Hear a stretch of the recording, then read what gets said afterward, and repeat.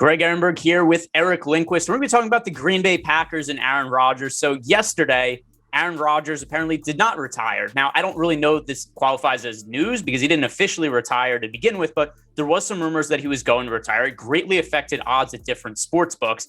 And as a result, now we've seen odds move all over the place over the last week. So Eric and I are going to break this down. And let's start with this right here, Eric. Just overall thoughts, Aaron Rodgers now not retiring. Was this anything that you considered to be a realistic possibility?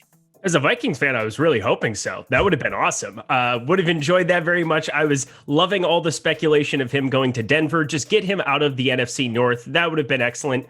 Obviously, I thought that there was a better chance that he stayed, probably more than other people did. Mainly, what is going on with reporting nowadays? I mean, it's so confusing to understand what people are trying to create for news. You have to kind of look behind the lines a little bit in order to find value in some of these markets because, you know, Denver, we saw that their price was just, it was unplayable. It seemed as though they knew that Aaron Rodgers was kind of there. And a lot of these Packers lines were kind of straddling the difference between him being there and not being there. And I think you were somebody who was able to take pretty nice advantage of that.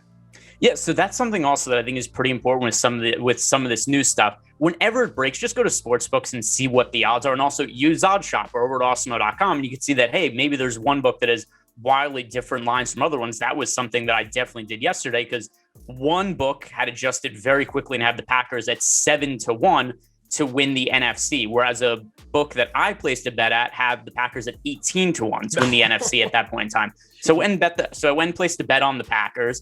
And then even if, let's say you don't even feel confident and the Packers are going to win at that point, is the line ends up moving after the fact, I could cash out. I posted a picture of this ticket online.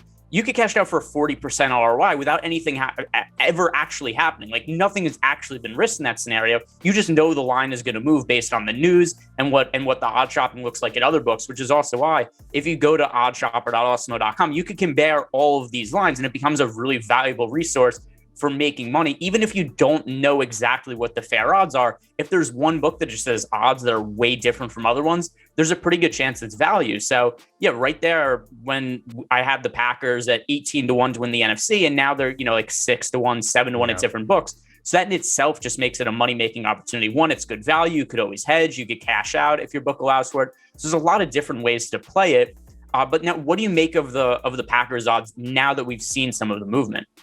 We can't touch it. It's just unplayable. I would also say that if this was a team, let's just throw a random team out there. Let's say the Bengals or the Bears, or if it were some team that doesn't get as much public interest as what the Packers do, they generate so much public money. The books have large liabilities against them. The Cowboys kind of falls into that tier as well. There are massive liabilities that they have every single year because people fly to Vegas or go to New Jersey or wherever it is. And there are Packers fans everywhere throughout the United States. They're a team that travels so well. They have a huge allegiance just countrywide. And so you're never going to get an advantageous number on them to like the extent we just saw 2 days ago, or I guess for you, like the minutes leading up to the books taking it off the board. Yeah, and the other thing too is like we had seen some crazy stories from different reporters, and it's something you mentioned before. I talked about it on a baseball show I was doing yesterday, and I tweeted about it also.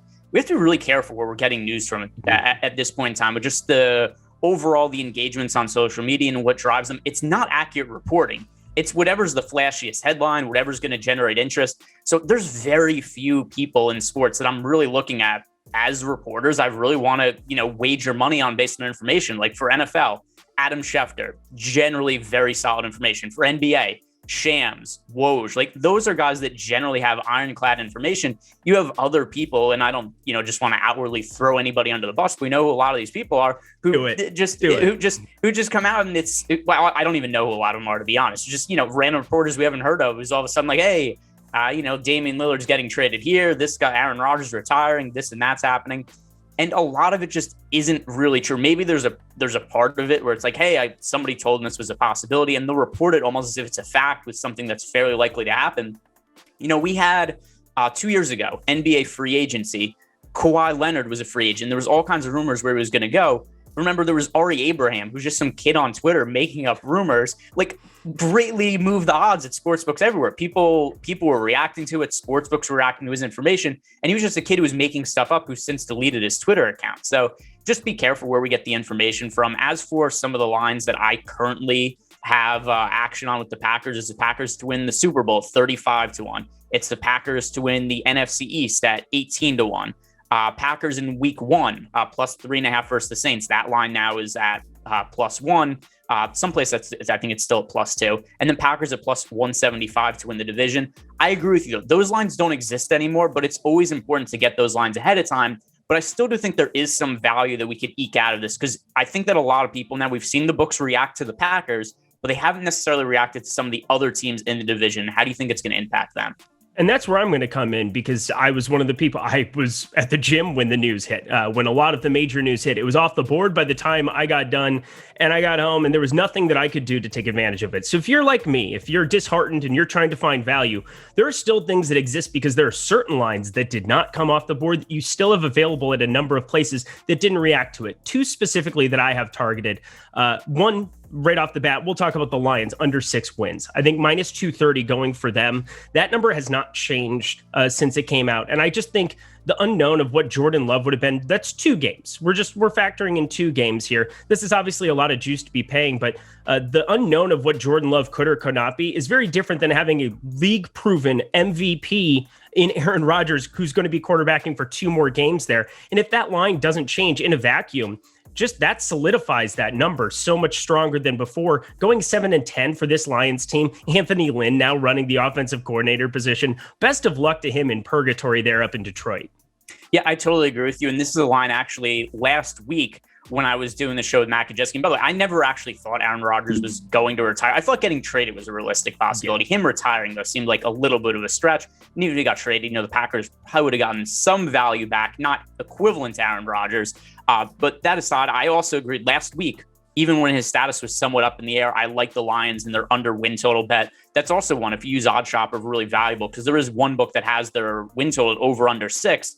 The majority of places have it like 4.5, 5. So 6 is a really good line to get on the Lions. I think it's very unlikely that they end up winning 7+ games. They were no good last year. They traded away Matt Stafford. They brought in Jared Goff. I think there's a pretty good chance they're kind of tanking towards the end of the season. So yeah, I totally agree with you. Lions under 6 is something that I like a whole bunch. And then other than that, is there anything else that you want to bring up from any kind of betting perspective as it relates to the Packers in the situation? So let's talk about how the odds change for other teams around them. And this is where the homer in me is very excited, but this is actually, I believe, the sharp side to be on for it. Vikings plus 260. That number was not plus 260 as of 2 days ago here with the Aaron Rodgers news, or as of yesterday, excuse me. I definitely think that there is value to be had now going to this team. You're seeing the Packers now around minus 150 at most books. That's a big jump. That's a big change for the NFC North here. And I think the Vikings aren't that far off in a lot of places. They're getting healthier at a lot of the defensive positions, out of a lot of key players that were out last season there, skill position wise on offense. I mean, if Kirk Cousins can be remotely competent, and, he ended up leading the entire league in completion percentage 2 seasons ago. I mean, the guy is efficient in running this offense. Justin Jefferson, a dynamic playmaker added to the mix. Irv Smith continues to get better at the tight end position, and no Kyle Rudolph there to kind of go for targets at the tight end position. I just feel good that the Vikings can compete in that division. And if you're going to give me, close to a little bit better than 2.5 to 1 on my money, I think going to the Vikings now in lieu of the Packers changing so drastically, give me the Viking side of it now.